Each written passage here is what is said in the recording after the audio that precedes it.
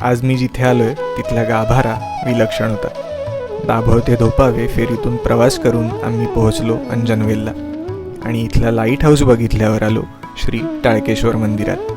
हे मंदिर बाहेरून सुंदर आहेच, पण आतली ऊर्जा खास आहे. प्रवेश केल्यावर नजर गेली या घुमटाकृती छताकडे. थोडं पुढे गेलो आणि दिसला या लहान कळसाचा आतला भाग, जो त्याच्यावर पडलेल्या सोनेरी प्रकाशामुळे मनमोहक दिसत होता. इथेच स्वामी समर्थांचं दर्शन झालं आणि इथली खासियत म्हणजे स्वच्छ, शुभ्र आणि प्रकाशमान असलेला गाभारा, ज्याचं तेज आणि ऊर्जा मी गाभाऱ्याच्या बाहेर असूनही मला प्रकर्षाने जाणवत होतं. इथे येऊन मला जाणवलं की मंदिर कितीही साधं असेल तरी तिथली रचना, स्वच्छता आणि प्रकाश यामुळे जाणवणारी ऊर्जा मन प्रसन्न करते. अशा या समुद्राच्या कडेला असलेल्या मंदिराला नक्की भेट द्या.